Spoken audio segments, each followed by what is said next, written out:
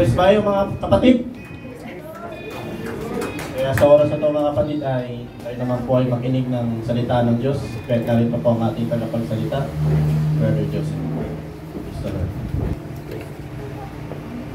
Praise God, purihin ng Panginoon, isang pagpupala at pagkakataon na sa pamamagitan ng kanyang habag at awa ay patuloy niya na pinagkaloob ang kalakasan, physical, spiritual mga kapatid. Kaya tayo ay naglilingkod sa ating Panginoon, ang maluwalhating Diyos. Palapakan natin muli mga kapatid. Praise God. At ako'y nagpapakababa mga kapatid. Bumabasa lang ako ng kanyang mga salita.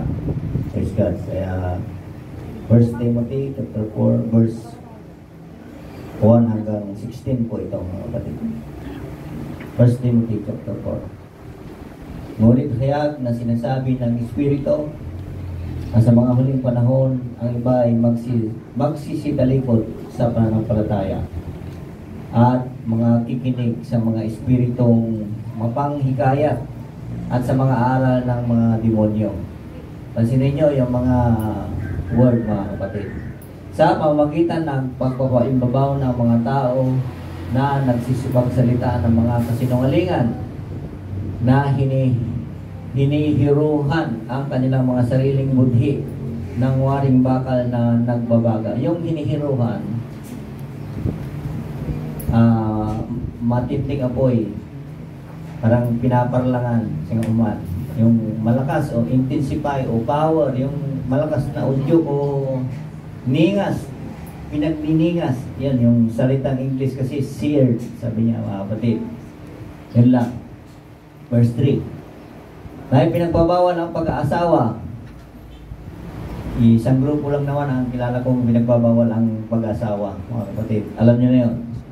At pinag-utos na lumayo sa mga lamangkati na nilalang ng Diyos upang tanggapin na may pagpapasalamat ng mga nagsisisampalataya at nakakaalam ng katotohanan.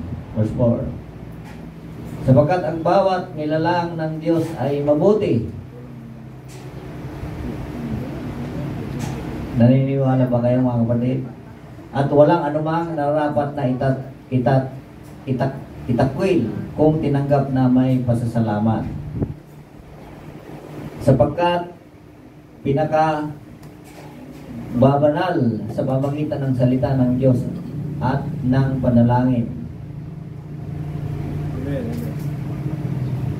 Kung ipaalala mo sa mga kapatid ang mga bagay na ito, ikaw ay magiging isang mabuting ministro ni Kristo Jesus. Ano bang ministro? Mga pastor, mga obispo, tama ba? Mga diakono, tama ba? Mga membro, ganun din, lahat tayo mga kapatid, lingkod ng Panginoon.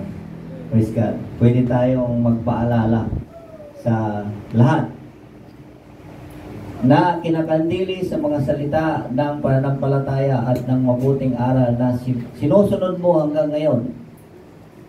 Kaya ang isang tagapagturo, ang isang leader o matanda sa iglesia mga kapatid, consistent.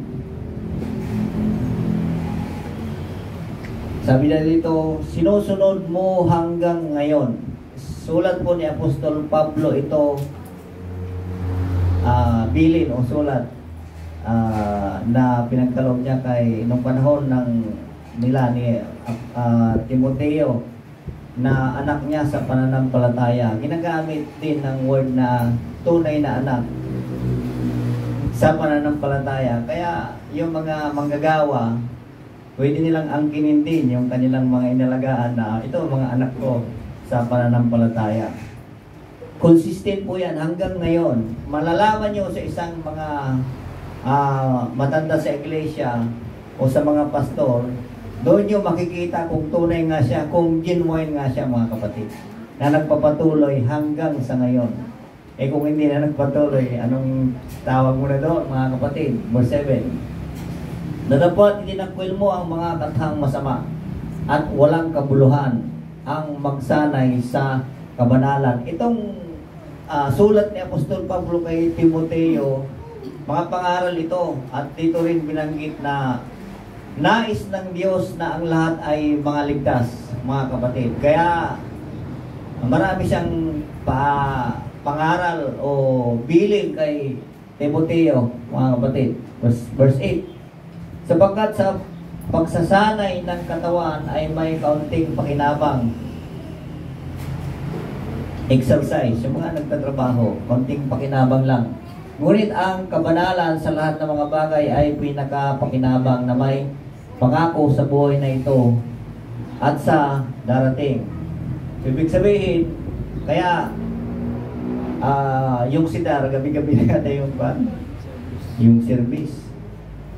Narinig ko si Pastor Efren, mga kapatid, kasi ang trabaho doon mahirap, nakakapagod. Narinig ko sa kanya dahil nga noong panahon na yun, nandun po kami, kunting ulan lang, ay kaunti ang dumating. Siya ang nagturo. Sabi niya, huwag niyong idahilan sa akin na pagod kayo. Ako pagod din. Pero isipin niyo na ang paglilingkod sa Diyos, kaya nga ito, pinakapakit. Kaunting pakinabang lang yung katawan. Minsan, ang katawan masyado nating iniingatan. Masyado na, baka sipunin ako. Baka sipunin ako. Sipunin ako. Pero lahat ng mga bagay na may pangako ang buhay na ito at sa darating, sabi niya mga kapatid, kaya nga hindi kayo pinagpapala kasi kunting ulan lang, kunting kwan lang, napagod kayo, nag-construction kayo ng buong araw o hindi na kayo mag-a-attend, sabi niya. Parang nag-sermon siya mga kapatid sa gabing yon. Paano kayo maliligtas, sabi niya, mga kapatid. Kaya it is a challenge. Kaya gusto kong tumira doon kasi na-challenge ko ako. Minsan, yung sasakyan namin, alam niyo yung lugar namin, hindi talaga makaahon. Naiwan sila. Kasi ayaw nilang maglakad. Pero po ako, mga kapatid, naglakad po ako from doon sa atin. Alam ng mga nakarating na doon hanggang sa church. Kasi yun ang pananampalataya ko, mga kapatid. Yun ang kina-challenge ko yung katawan ko. Hindi baling mahirapan sa pananampalataya paglilingkod dahil malaki ang pakinabang kaysa sa mahirapan sa anumang bagay sa mundong ito, mga kapatid. Sapagkat bata-bata pa naman ako, mga kapatid. Siguro may panahon na sinasabi ko sa sarili ko, pag hindi ko kaya, ay talagang hindi ako pumunta hindi ko kaya Pero hanggat kaya, mga kapatid, yung pakinabang ng sinasabi ng Biblia, mga kapatid, ay nakikita ng Diyos yan, mga kapatid. Verse 9. Sapat ang pasabi at narapat tanggapin ng lahat. Verse 10. Sapagkat dahil dito ay nagsisipagpagal kami at nagsisipagsikap, sapagkat may pag-asa kami sa Diyos na buhay. Tingnan niyo, mga kapatid, yung pananampalataya nila, parang kayo din sa atin. Sana nga na may pag-asa tayo sa Diyos. Kung gano'n ang pananampalataya niyo, mga kapatid, nakagaya nila, ay palagpakan natin ang sarili natin, mga kapatid. Purihin natin ang Panginoon, mga kapatid. At siyang tagapagligtas sa lahat ng mga tao, lalo na sa mga nagsisisampalataya. Bukas ang kaligtasan, mga kapatid. Sa lahat ng tao. Kaya nga sabi dito, ang nais ng Diyos sa tao ay maligtas lahat. Pero special yung nagsisisampalataya. Especially of those who believe. Sabi sa English. Hindi ko alam kung tama ako, mga kapatid. Minsan nag-English tayo para hindi rin tayo mahuli, mga kapatid. Verse 11. At ang mga bagay na ito ay inyong inutos at ituro. Verse 12. Huwag hamakin ang sinuman ng iyong kabataan, kundi ikaw ay maging uliran ng mga nagsisisampalataya. Ayan o. Na pananalita sa pamumuhay, sa pag-ibig, sa espiritu, sa pananampalataya, sa kalinisan. Ito yung gusto ng kawan, yung bayan na ito. Talagang gusto ng Diyos na maging ganito tayo, mga kapatid. Verse 13. Hanggang ako'y pumarian ay masikap ka sa pagbasa. Tignan niyo, mga kapatid. Kaya minsan hindi ko alam kung minsan sa tao, ay nagbasa rin ako. Yun lang, hindi naintindihan yung binasa. Kasi kung naintindihan mo yung binasa mo, malamang sa malamang mga kapatid, na itatanim mo ito sa iyong puso. Na itatanim mo ito sa kaisipan. Tama ba yung mga estudyante? Pag napag-aralan mo, naunawaan mo yung sinasabi ng teacher, ni-review mo, pag may pagsusulit ba, makukuha mo yung isang bagay o yung sinabi ng teacher o binasa mo? Dalawang senses ang gagamitin mo mga kapatid. Narinig mo, binasa mo, at naunawaan mo mga kapatid. Ayan, no? Kaya, purihin ang Panginoon dahil nga minsan talagang hindi na tayo nagbabasa. Buti may tagabasa para sa atin mga kapatid. Aminin nyo hindi na kayo nagbabasa. Puro kayo ng cellphone na mga kapatid. Pero alam nyo, napakasarap ng pakiramdam pag nagbabasa ka. Kahit hindi mo maintindihan, basa lang. At least, pag may nagpauna sa iyo sa susunod pa, ay nabasa ko yun, ay ganoon pala ang paliwanag doon. Diba? At least nabasa mo. Kasi mahirap talagang unawain din talaga ang mga hiwagat sa Biblia mga kapatid. Verse 15 na tayo mga kapatid. Meron ba? Meron. Magsibag ka sa mga bagay na ito. Tumangalaga kang lubos sa mga ito upang ang iyong pagkasulong ay mahayag sa lahat. 16. Mag-ingat kayo sa iyong sarili at sa iyong turo. Ito mga kapatid. Very strict sila mga kapatid. Manatili ka sa mga bagay na ito sapagkat sa paggawa mo nito ay ang iyong ring sarili ang ililigtas mo at pati ang mga nagsisipagkinig. Kaya pag nagbabasa ka at naunawaan mo, tinuturuan mo una yung sarili mo mga kapatid, hindi yung ibang tao. Sapagkat hindi naman tayo lahat tagapagturo, mga kapatid. Tagapakinig, o sapat na yun at nagbabasa tayo at tagatupad ng mga utos. Ayan o. Mag-ingat kayo sa iyong sarili at sa inyong turo. Baka yung tinuruan mo, yung sarili mo, mapapahamak din, pati yung tagapakinig na papahamak din. Marami siguro sa mundong ito. Kumusta kaya si Kimuloy? Nahuli na ba? Ay, hindi ko alam. Kumusta kaya yung mga tinuro niya? Ay, delikado mga kapatid. Baka mapahamak yung... Napahamak na ba siya? Medyo na mga kapatid. Malapit nang mapapahamak siya. Ay, baka yung mga naturuan, delikado mga kapatid. Kaya mag-ingat. Suriin ninyo. Kaya maganda rin magbasa. Hindi lang oo na lang kayo ng oo. Amen na lang kayo ng amen. Praise the Lord na kayo ng praise the Lord. Mali pala yung sinasabi. Ay, mahirap po yun mga kapatid. Gusto kong bigyan pansin sa verse 1 mga kapatid. Ito lang, verse 1. Ibalik mo doon, ma-revision. Ngunit kaya't na sinasabi ng Espiritu, ito, hindi po ako ang nagsabi nito, kundi ang Espiritu ng Diyos. Sapagkat ang Espiritu ng Diyos, nasisiyasat niya yung mga malalalim na bagay. Hindi lang ng sangkalangitan, ng lupa o ano paman, maging ang kaloob-looban ng isang tao. No question. Anong sabi ng Biblia? Sa Mateo ba yun? Lahat ng lihim ay mahayag. Tignan niyo si Kimuloy. Hindi ba nahayag? Ayan, Espiritu ng Diyos, salita ng Diyos ang nagsasabi. Nasa mga huling panahon, ang iba ay magsisitilikod. Dito mga kapatid, nakakalungkot. Minsan nasabi ko po sa inyo rito, at hindi lang po ako nagsabi, maging ang Biblia, saliksikin niyo ang Biblia. Ang iglesia, hindi ko alam kung lahat ng iglesia ay paunti. Hindi ko alam sa iba, pero sa atin, paunti. Maraming nabautismuhan sa amin sa Barangay Lubong. Kami na lang pamilya ang nanatili. Hindi ko alam kung pati ako magsisitalikod. Pero sinisikap ko hanggat may lakas ako, maglilingkod ako. Hindi rin hahayaan siguro ng Diyos na mawawala ako. Sapagkat sinisikap ko na maglingkod sa Kanya mga kapatid. Anong dahilan?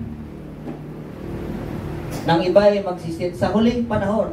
Tama ba na huling panahon na tayo? Matagal nang sinulat to mga kapatid. Tama ba na lahat tayo ay nagsasabi natin, hindi ako lang kung Biblia ang nagsasabi nasa huling panahon. At mga kikinig sa mga espiritong mapanghikayat at sa mga aral ng mga demonyo ay nakakatakot, mga kapatid. Sino ba ang demonyo? Kilala nyo ba ang demonyo? Baka hindi nyo kilala, mga kapatid. Si Pastor Espiritu ipapakilala sa inyo. Nakakausap niya eh. Dito ko. Hindi ko pa natanong. Minsan tanungin ko nga kung kilala niya ang demonyo. Ha? Ang demonyo ay tao rin yan, mga kapatid. Ha? Baka sabihin nyo sa akin na huwag nyo sabihin si Marites demonyo. Wag, baka kasuhan kayo ng label o di kaya defamation. Huwag nyo sabihin na si Marites ay demonyo. Ha?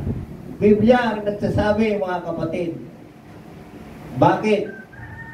Nakikinig kayo ng mga mapanghikayat. Dalawa ito, panghikayat at sa mga aral ng demonyo. Espiritong mapanghikayat. Nakakatakot po, mga kapatid. Piliin ninyo yung mga kausap nyo. Baka hindi nyo alam, demonyo pala yung kausap nyo. Na hinihikayat kayo sa mga bagay na walang kabuluhan. Ayan o. Hindi kaya yung mga iba nagsitalikod dahil nahikayat sila, pastor. Hindi ko alam. Hindi ko. Ganun ba? Sa huling panahon tayo, mga kapatid, kukunti na lang tayo. Sabi lang. Hindi ko alam, mga sa susunod panahon, baka yung iba sa atin, doon na titira. Sino bang ayaw doon, mga kapatid, sa Sidar? Yung kapatid ko na pag pupunta sila doon, sabi niya, gusto kong maraming pagkakataon. Yung asawa ni Sister Sol, gusto kong pumunta doon. Gusto kong tumira doon, sabi niya. Masarap yung pakiramdam. Walang stress dito. Sabi niya, akalain mo, hindi siya nagsisimba. Tapos ganon yung pakiramdam niya. Palakpakan naman natin ang Panginoon. Kaya siguro, ako man din, sa totoo lang, mga kapatid, gusto ko na rin mag-forward doon. Dahil nga, yung paglilingkod doon, gabi-gabi, basta, di ba? Makikita mo kung talagang yung katawan mo o kung tunay yung paglilingkod ng isang tao doon, mga kapatid. Bakit? Ano bang purpose ng tao? Ano bang tungkulin ng tao? Maglingkod. Simple. Di ba? Yun ang gusto ng Diyos. Sapagkat walang logi po sa paglilingkod, mga kapatid. Walang logi. Kaya mag-ingat po tayo, mga kapatid. Sa huling panahon, huwag tayong tumalikod. Hindi man tayo ganon kataas yung pangunawa natin sa mga bagay na naririnig natin, pero huwag tayong tumalikod sapagkat Diyos din ang may sabi. Ang lahat ng tao ay nais niyang iligtas. Purihin ang Panginoon. Magandang umaga po sa inyong lahat. Amen. Pupuri sa ating Diyos ang buwan at salamat sa kanyang mga biyaya at pagpapala. Amen. Kaya purihin natin ang Panginoon, palakpakan natin siya. Salamat sa Diyos. Amen. Kaya napakasarap basahin ng mga talata, lalo na kung maunawaan mo siya. Amen. Noon, ang pag-aaral natin, kunti rito, kunti roon, kunti rito. Pero ngayon, kahit basahin mo na siya ng isang kapitulo, isang book, maunawaan mo na sapagkat pinaunawa na sa atin ng Espiritu kung ano ang mga pagpapahayag patungkol sa Iglesia. Amen. Kung ano mga dapat nating sampalatayanan, na dapat nating panghawakan, at ito yung mga bagay na ipinapaunawa sa atin upang makilala natin kung anong pagkilos ng Espiritu o ng kapangyarihan ng Diyos. Sapagkat sabi ng talata sa banal na kasulatan ng Matthew, nagkakamali kayo sa hindi ninyo pagkaalam ng kasulatan ni ng kapangyarihan ng Diyos. Amen? Sana sa atin dapat maunawaan natin kung ano yung mga bagay na nakasulat para maunawaan mo kung anong pagkilos ang gagawin ng Diyos sa iyo o sa kabuuan ng Iglesia. Amen. Pag malaman mo kung ano nakasulat, maunawaan mo kung ano mga bagay na ito. Amen. Sapagkat kung malaman mo ang mga nakasulat at ang kapangyarihan ng Diyos na kumikilos, parang lahat ng tanong, lahat ng mga bagay na sitwasyon ay parang magiging mani-mani na lang sa'yo. Kung babalikan mo ang Biblia, you will determine the will of the Lord. Amen. Kagaya na lamang yan, ng mga nakarang araw, nakarang gabi, nagbabasa kami ng mga bata. Kasi may assignment kami, kada gabi may nagbabasa. Yung daily bread, binabasa namin, maghahanap kami. Tapos after that, mayroong mga tanong-tanong. Sabi nila, meron bang alien? Meron bang alien? Kayo, anong sagot niyo? Kung alam ninyo nakasulat at ang kapangyarihan ng Diyos, ano magiging sagot niyo? Meron bang alien? Meron na wala. Meron na wala. Ano ba? Amen. Sabi ng NASA, ano ba yung sabihin ng NASA? National Atmospheric Space. Basta yun sa US, di ba? Sabi nila meron. May mga UFO, unidentified flying object. May mga area, saan ba yung area 55 na parang exclusive na hindi pinapadaanan dahil mayroon daw mga site ng mga unidentified o kaya mga alien. Amen? Ano sasagot mo kung sakali? Kasi pag malaman mo ang kasulatan at malaman mo ang kapangyarihan ng Diyos, sabi ko, magiging mani-mani na lang lahat ng mga bagay. Masasagot mo ng tama at na hindi magiging confusing sa iba. At kung maging gano'n ang kalagayan natin, yun na, sapat makapagturo, then tayo ay magiging karapat-dapat na maging tawagin doon sa 1 Peter 2:9 na tinatawag na royal priesthood. Amen. Yung itatatag ng Diyos na bayan, tatawagin silang holy nation. For we are a chosen generation, a royal priesthood, a holy nation, a peculiar people. Amen. Yun yung bayang itatatag ng Diyos. Holy nation plus a peculiar people ay yung royal priesthood. Kasi ang trabaho ng priesthood ay magturo. Amen. Pulpit ministry. Ituturo mo ng sapat ang mga bagay ayon sa nakasulat at ayon sa kapangyarihan ng Diyos. Amen. Kaya, yun nga sinabi ni Brother Joseph kanina, na ang ministro ay hindi lang dapat kami na mga tumatayo sa harapan, kundi kayo ay pagsikapan ninyo maging bahagi ng ministro, na maging ministro. Ang pagiging ministro ay katiwala ng Ebanghelyo. Yan ang mga ministers. Sikapin nyo na maging ganun kayo. Kasi nga sa mga susunod na henerasyon, tayo ang magtuturo sa kanila ng mga bagay na ito, ng kapangyarihan ng Diyos, ng mga bagay na nakasulat. Ituturo natin sa kanila. Amen? At sana maging sapat na makapagturo tayo. Tatawagin tayong isang bayang banal at royal priesthood. Amen. Yung pagkalibita, yung tayo tatawagin ng Diyos, yung 66:22 ng Isaias.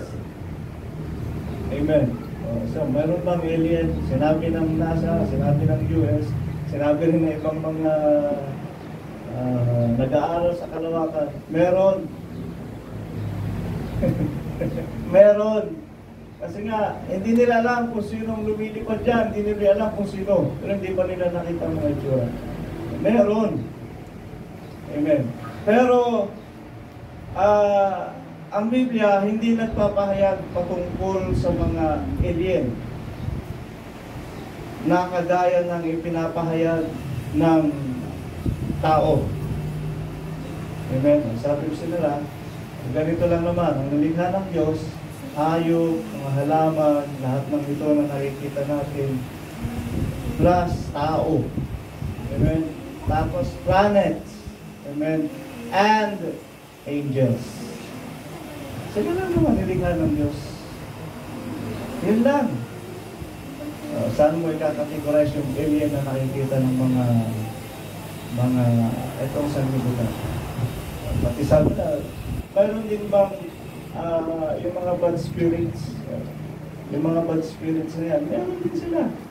Saan sila categorize? Angels, fallen angels, na masama at ngayon dinadaya nila ang tao. Dinadaya nila ang tao na i-pervert ang salita ng Diyos. Amen. Siraan, kumbaga, pervert. Paano ba yung sa Tagalog? Pervert. Dinadagdagan nila. Kumbaga, parang nilalagyan nila ng ibang anyo ng pagkaunawa ang salita ng Diyos. Yung kahulugan parang iniiba nila. Amen. They pervert the words of God. Kagaya ng ginawa ng serpente nung kausapin niya si Eva. He perverted the word of God. Amen. Kaya napaniwala ang itong si Eva sa kasinungalingan ni serpente. Amen. So, ganun, kailangan maunawaan natin ang lahat ng mga bagay. Kung saan galing ang masamang spirito? Yun yung mga anghel na masama na kumampi kay Satanas sa dating dragon. Amen. The old serpent and the dragon. Sabi nga sa Revelation, sila yung mga bad spirits. Sila yung mga masamang spirito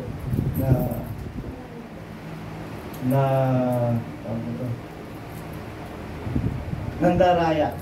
Dinadaya ang unawa ng tao, dinadaya ang mga bagay patungkol sa salita ng Diyos. Iniiba nila ang kahulugan. Pero words of God din ang gagamitin nila. Yun nga lang, iniiba nila. Amen, iniiba nila. Hanggang ginamit nga ni Satanas, salita din ng Diyos, ang ginamit ni Satanas nung tuksin niya si Jesus Christ. Diba nasusulat? Ay, magpatihulog ka sapagkat magpapadala yung Diyos ng mga anghel para ikaw ay saluhin. Diba? Parang kalooban din ng Diyos. Ginamit niya ang Diyos. Sasaluhin ka ng mga anghel. Anong sabi ng ating Panginoong Kristo? Nasusulat. Huwag mong tutuksuhin ang Panginoon mong Diyos. Amen.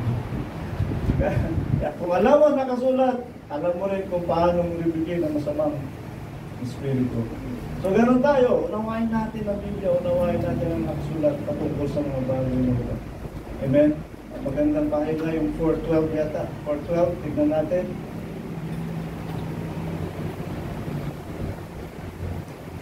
Uh, 13. Ito. Hanggang ako'y pumarihan, magsikap ka sa pagbasa, sa pangangaral, sa pagtuturo. Amen? So, sa pagbabasa, hindi lang magbasa, kailangan maunawaan mo kung ano yung nababasa mo para ikaw ay makapangaral at ikaw ay sapat makapagturo. Amen? Ng mga bagay ayon sa nakasulat sa banal na kasulatan. Amen? Yan nga lang, yung iba, karamihan sa atin, umaasa na lamang, hindi na nga nagbabasa. Tayo, umaasa na lang tayo. Sa Sunday na lang, makikinig na lang. Pero hindi na tayo nagbabasa.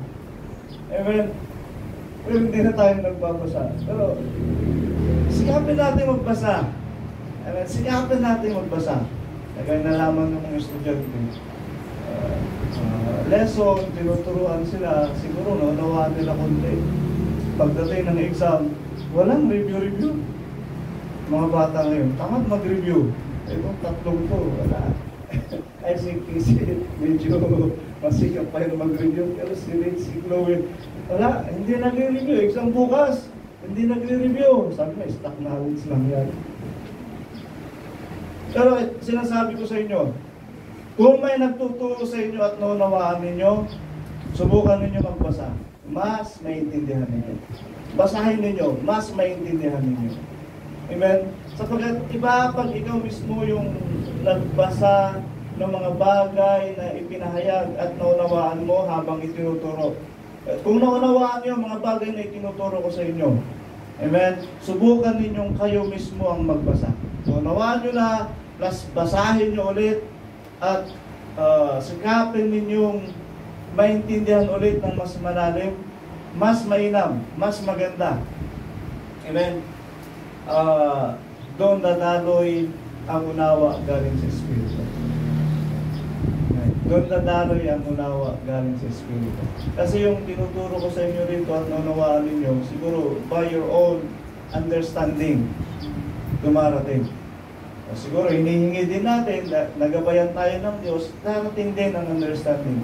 Pero nga, mas mainam kung tayo mismo ang magbabasa ng mga bagay na ipinaunawa sa atin. Amen. Doon darating yung understanding na galing sa Espiritu at magiging mabisa para sa iyo. Amen. Na maunawaan mo mga bagay nito. Baga mas hindi mo sa isip mo, tapos mas mararamdaman mo yung kahulugan ng ating mga binabasa. Amen. So, ito ang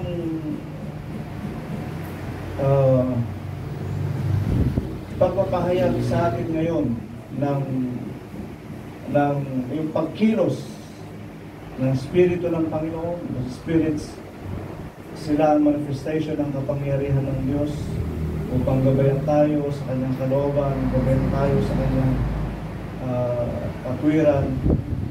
At nabasa din naman natin dito na maging biyasa tayo sa kabanalan. Amen. Sa pagpapakabanal. Meron din akong nice paunawa. Saan ba yun? 12, 13, 14, 15,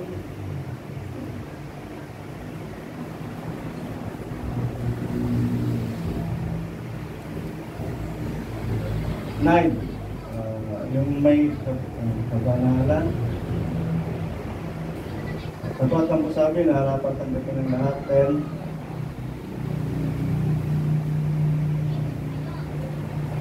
11, 12, ito ba yun? Ito sa kalinisan, pag-ibig, paumuhay, pangantaya, pangalita, paumuhay, pag-ibig, Espiritu, pananampalataya sa kalinisan. Exercise natin ito. Amen? Exercise natin. Maging huwaran, uliran sa pananampalataya, pananalita.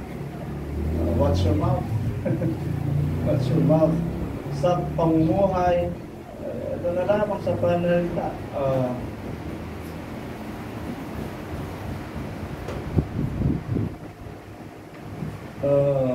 Yung mga kwentong walang kabuluhan ba?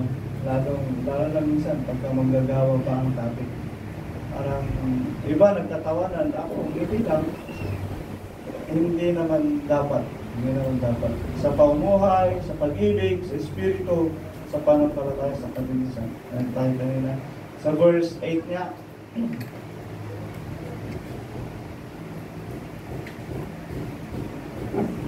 ito, magpakinabangan. Sa kabanalan, magsumikap tayo sa kabanalan sapagkat tatanggap tayo ng kapakinabangan sa buhay na ito at sa darating. Amen. Mayroong reward, double compensation pag tayo ay nagsanay sa kabanalan. Sa buhay na ito, may pagkinabangan ka pa, plus sa darating na panahon. Amen? Na ano, you are worthy to be saved. You are worthy to be in God's family. Worthy to be in God's kingdom. Double compensation. Ngayon, kung sa pagsasanay mo sa katawan, sa katawan ay ang pagsasanay mo ay patungkol sa katawan, may kinabang ka lang sa buhay na ito. Amen? May exercise ka, plus kung sa trabaho, may kapakinabangan ka ng kaunti, but in holiness sa buhay na ito at sa darating na panahon. Sapagkat hindi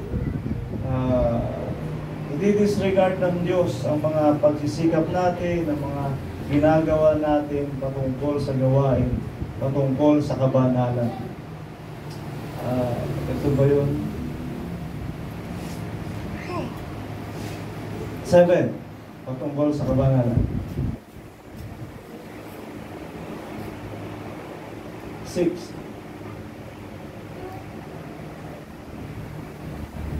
Ito, maging mabuting ministro. Kata nyo, hindi lang kami ang pwedeng maging ministro. Tayo hinihikayat ng Biblia, tayong lahat, amen, na maging ministro. Ulitin ko, ang ibig sabihin ng ministro ay katiwala ng Ebanghelyo. Amen? Naunawaan niyo ba ang Ebanghelyo ni Kristo? Naunawaan niyo ba ang Ebanghelyo ng kaharian? Naunawaan niyo ang Ebanghelyo ng kaharian? The Gospel of the Kingdom? The Gospel of the Kingdom, kasama sa topic na yan, ang rapture ay sa mga patay. Naunawaan niyo ba yun? Di ba sa mga buhay? Pagkakamali ka kung hindi mo naunawaan ng Biblia. Ang rapture ay hindi sa mga buhay. Meron kaming hindi naman discussion, parang pag-uusap ni Mrs. na-share ko sa kanya yung isang bagay. There is a missing link kung bakit, sa akin lang, missing link kung bakit hindi pa nangyayari ang hawakasan. Kung bakit hindi pa nangyayari ang hawakasan. There is a missing link. Kasi, pwede nang mangyari. Yung gera sa Israel, yung gera sa Ukraine, sa Russia, itong Pilipinas at China, babanggaan na. Hindi lang talaga magputukan. Nagpuputsilyo na, hindi lang magputukan. Isang pagkakamali dyan, talagang iba na. Iba na ang mangyayari. Amen. There is a missing link. 24:14 ng Matthew.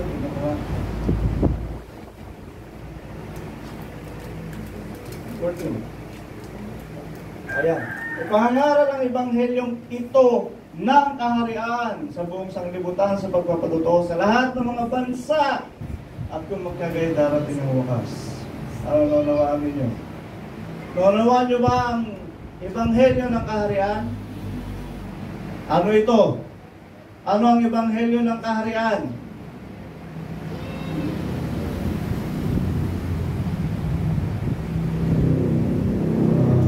Naniniwala ba kayo na ang sanlibutan na ito ay magiging kaharian ng ating Panginoong Jesucristo? Yun ang Ebanghelyo ng kaharian. Niwala ba kayo na sa sanlibutan na ito, sa pag-iral ng Ebanghelyo ng ating Panginoong Jesucristo, wawakasan niya muna lahat ng masama? Yan ang Ebanghelyo ng kaharian. Amen? Pero ang sabi ng Biblia, ang Ebanghelyong ito dapat may turo sa buong bansa, sa buong sanlibutan, bago darating ang wakas. Kaso tayo pa lang nakaunawa. Ano? What is the missing link? What is the missing link? Sabi ko, kasi nagising ako alas 3:30 ng umaga. Hindi na ako nakatulog. Dumating sa akin yung mga understanding ito. Bakit hindi pa dumarating? Bakit hindi pa wakas? Ito nga. Sabi ko, Ang ebanghelyo ng kaharian ay kinakailangan may pangaral sa buong sanlibutan. Sabi ko, isasuggest ko siguro, gamitin nila yung social media, audio, para ipangaral ito sa buong sanlibutan. Pwede naman. Pwede naman. Sana. Ako gusto nang madaliin. Gusto nang madaliin. Pero kung gusto niyo mo lang hinay-hinay, hayaan na lang natin na yung itong mga pag-aaral natin ay gumapang hanggang sa buong sanlibutan. Pero tatagal. Tatagal. Kung hayaan natin ang gumapang sa buong sanlibutan, tatagal. Ito nga pag-aaral natin ito, pinupost, pero hindi pinapansin. Amen? Hindi pinapansin.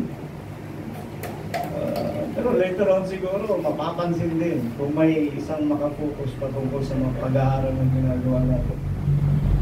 Kasi, sabi ni Mrs. mag-vlog ka nga ng mga tinuturo patungkol sa Biblia. Tinuturo niyo.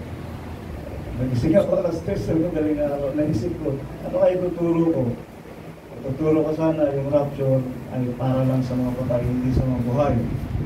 Tapos dumating sa akin yung unawa na doon madaling ikalat ang pagpapahayag, pangangaral.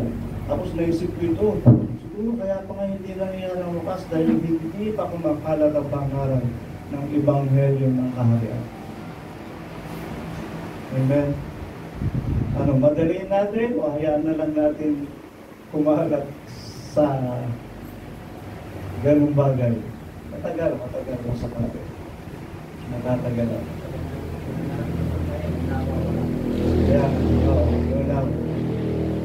Amen, yung unawa. Kaya, ano kaya? Kung hayaan natin mag-spread ang aral na ito, natatagalan pa. 20 years, 30 years. Pero kung gusto na magmadali, sige, gamitin na natin ang social media. Amen. Okay, doon tayo sa kabanalan nga, kasi meron akong ipapaunawa sa inyo. 1 Timothy 4:8. Sapagkat, 7.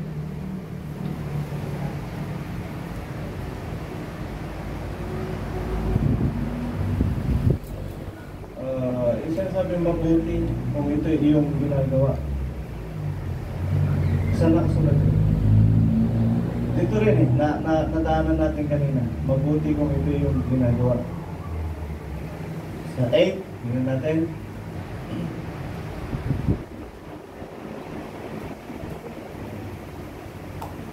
Nine, 10,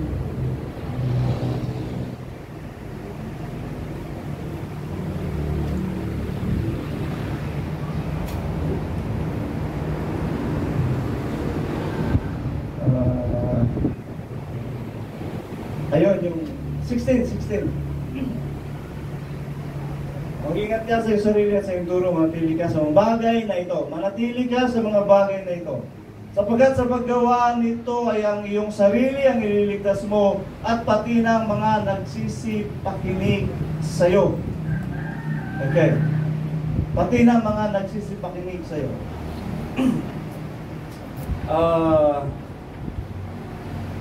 Sa Colossus 2:13 ba yun? Huwag na. Ito nakasulat na ang ebanghelyo ay pinapahayag sa iba't ibang panahon sa silong ng langit. Amen. Sa silong ng langit. Okay. So mag-ingat ka sa iyong sarili at sa iyong mga turo. Manatili ka sa mga bagay na ito. Mapalad tayo. Amen. Anumang bagay na kinagisnan mo ng aral mula nung una hanggang ngayon, panghawakan mo ang sabi ng Biblia. Amen? Kaya, yung itinuro sa atin patungkol sa kabanalan nung una, mapalad ka kung hanggang ngayon ay iyong pinangahawakan. Amen? Mapalad ka kung hanggang ngayon ay siya mong sinasampalatayanan. Bakit? Mayroong kapakinabangan sa iyo ito. Amen? Mayroong itong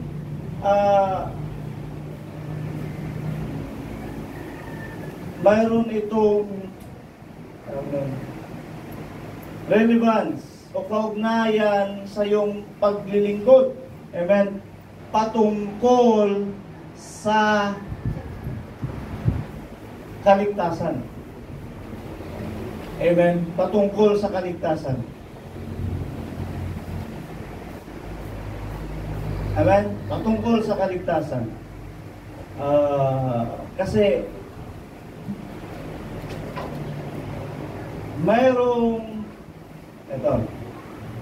may mga dinatnan ng ebanghelyo noon.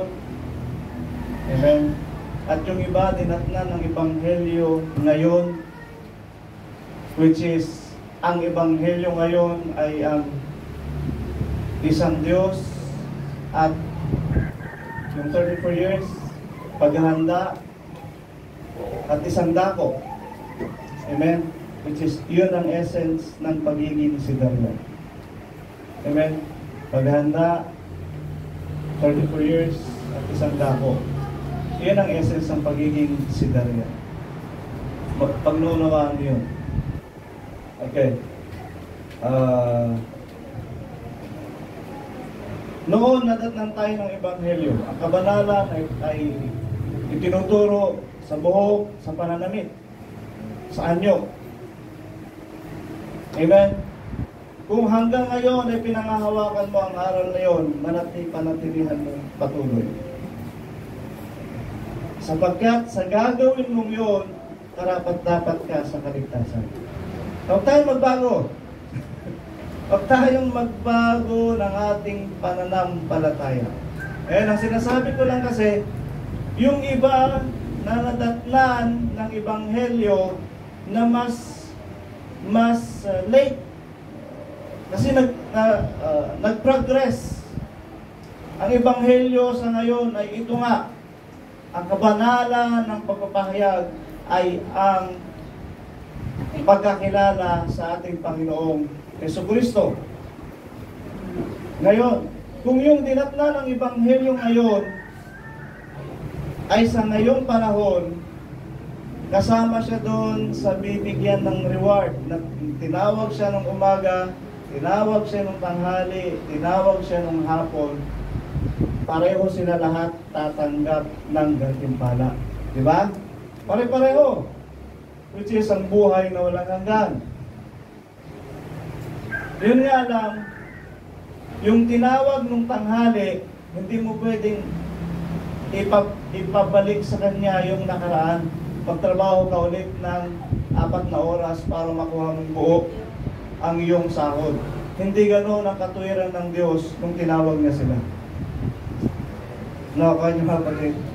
Kaya, hindi mo pwedeng hanapin sa kanila yung turo noon kung ngayon sila dinatnan ng ebanghelyo.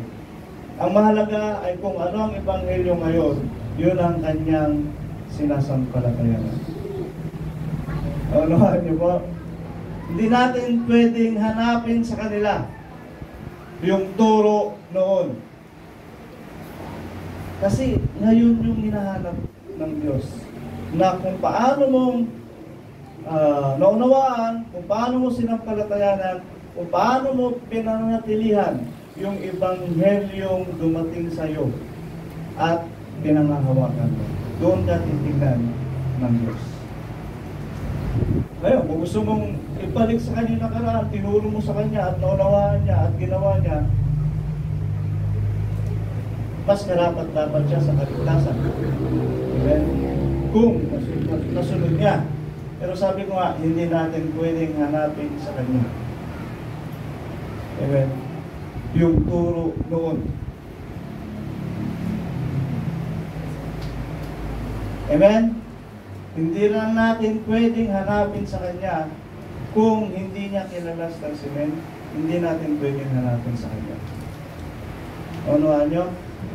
Hindi tayo naglilingkod sa tao.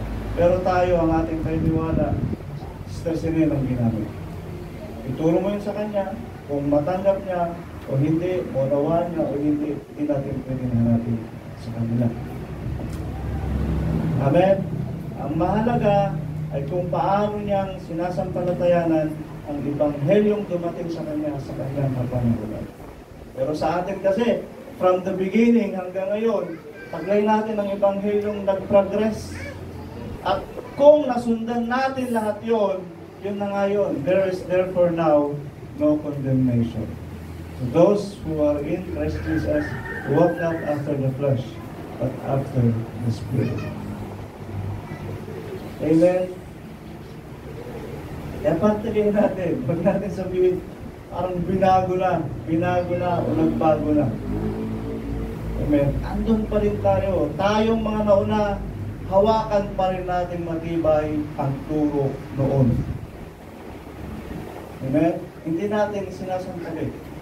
Ngayon, dumating sa atin ang panibagong Ebanghelyo together with the previous Gospels. Idagdag natin yung Ebanghelyo ngayon. Hawakan natin. At tayo ay karapat-dapat sa pagliligtas na gagawin ng Diyos. Amen. Ngayon, doon sa mga inabutan ng Ebanghelyo ngayon, at yun yung pananampalatayang yun ang tinanggap nila. 50-50. Ang kaligtasan, 50-50. Pero sa Diyos na ang pagkahatol. Kung hayaan niya silang makapasok sa bayang itatapag ng Diyos. Nasa Diyos. Pero ikaw na mula nung una hanggang ngayon, dapat ka sa pagliligtas. Amen? Pero, kung wala kang makain, matay ka rin. Hindi ka rin makapasok. Amen? Di mas maswerte yung ngayon lang dinatnan ng Ebanghelyo, tapos naniwala siya, tapos naganda. Tapos maswerte siya. Hindi. The reward is the same. Pare-pareho. The everlasting life. Lahat tayo tatanggap. Walang lugi. Amen? Walang lugi sa pananampalataya, walang lugi sa paglilingkod sa Diyos. Lahat tayo may tatanggaping reward. Amen? May tatanggaping reward. Kaya, intindihin niyo po mga kapatid. Unawain niyo mga kapatid. Para alam natin kung paano natin ilulugar ang ating sarili sa katuwiran ng banal na kasulatan. Amen? Ng banal na kasulatan. Kahit yung mga kasabay natin sa paglilingkod sa pananampalataya, may mga slow learner na tinatawag. Amen? May mga slow learner na tinatawag. Hindi natin din sila pwedeng hatulan. Amen? Hindi natin sila pwedeng hatulan. Kung concerned ka, turuan mo. Amen? Sa Diyos sila manalo. Sa Diyos tayo lahat naharap. Sa Diyos tayo lahat naharap.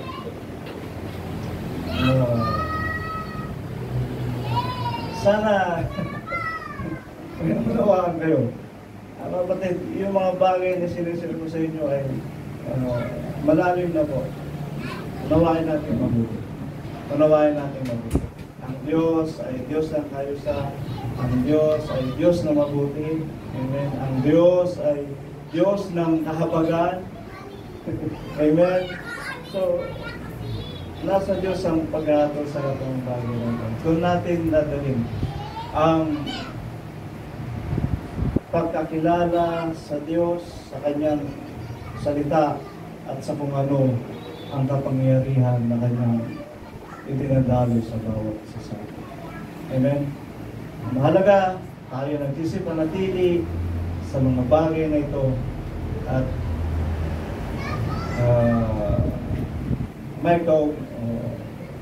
magmamanifest sa Diyos ang lahat ng ating mga gawa upang tayo ay Kanyang iligtas. Amen. Sabi ng Biblia, huwag lang tayong maging takapakinig. Makikinig ka, naunawaan mo, mas mainam kung basahin mo. lang maging tagapakinig, kundi maging tagapasa at tagatupad ng mga bagay na nakasulat. 1:3 ng Revelation. Balat ang bumabasa at nakikinig ng mga salita ng gula at tumutupad ng mga bagay na susulat doon sapagkat ang panahon malapit na. Kaya may ganung words. Huwag lang tayo maging mga tagapakinig, kundi mga tumutupad ng mga bagay na nakasulat. Tayo ba magsita yung mga pagkakas?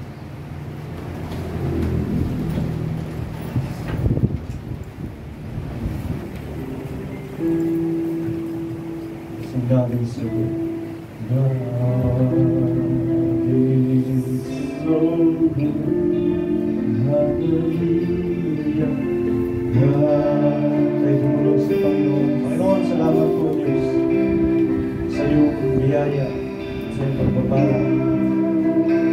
Lord, kami o Diyos ay nagsisipanatili at nagpapatuloy sa mga aral na tinuro mo sa amin. Ang pananampalataya na isang Diyos, paniniwala na ikaw ay nagkatawang tao, taglay pa rin namin hanggang sa ngayon. At hanggang datnan kami ng Ebanghelyo ito, ng Ebanghelyo ng kaharian na ipinaunawa mo sa amin, na ikaw ay paririto at paghaharian mo ang sanlibutan na ito. At lilipunin mo ang lahat ng masasama. At ang mga nagsisipaglingkod sa iyo, ang siya mong ililigtas. At silang makakatamo ng biyaya sa iyong harapan. O Lord, sinisikap namin na maging karapat-dapat kami, O Diyos, sa iyong kalooban. Na maganap sa amin, O Diyos, sa mga bagay na ito na kami magsipagtagumpay. Pagtibayin mo kami, Panginoong Jesus, ayon sa aming pagkakatiwala sa iyo ng lahat ng mga bagay, ang aming pananampalataya. O Lord, your will be done. Your will be done. Not ours. Ngunit, O Diyos, binibigyan mo kami ng mga unawa. Binibigyan mo kami, Panginoon, ng mga kaisipan upang maganap namin ng mga bagay na nakasulat. Bendisyonan mo, Panginoon, ang bawat kaisipan na ito. At i-confirm mo, Panginoon, kung ito nga ang dapat gawin at dapat mangyari. At kami, Panginoon, ay susunod sa iyong kalooban at magawa namin, O Diyos, sa mga bagay. Kasihan mo, Panginoon, ang iyong maliit na kawan na ito.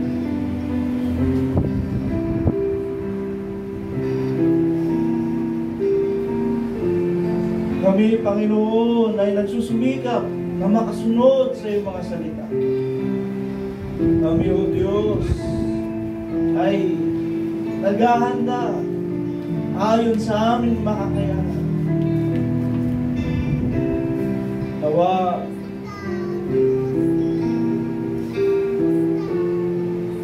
ang maliit na panahon na lamang na para sa amin ay maging sapat upang kami, O Diyos, ay makasunod at magawa namin ang mga bagay na ito. O Lord, kalooban mo ang mangyari.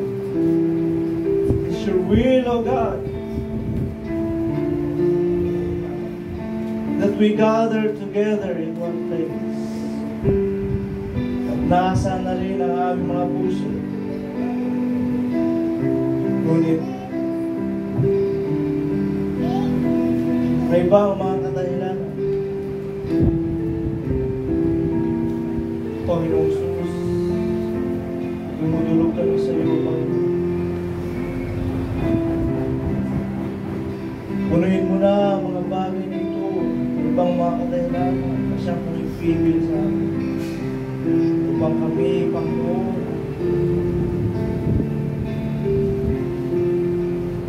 ay makalikas, makatakas, hanggang sa panahong iyong itinakda.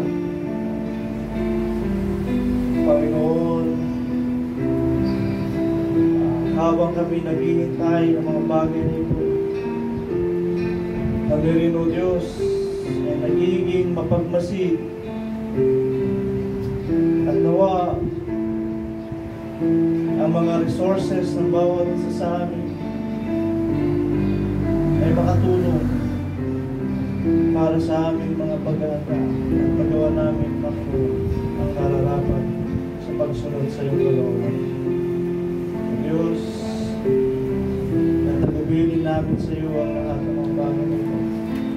Magpuri ka namin at pinasalamatan ng Panginoong Jesus ang aming pagtulong sa iyo. Palain mo ang lahat ng iyong mga lingkod na nasa bahay po ito. O Lord, ang iyong Santong Espiritu ay laging manahan sa amin at mamagitan sa amin sa iyong salita at sa iyong pagkilos. Salamat po, Diyos. Iluwalhati ka namin sa iyong pangalang Jesus. Amen. Amen. Nabalik ko po ang pagkakas sa ating pagkakas.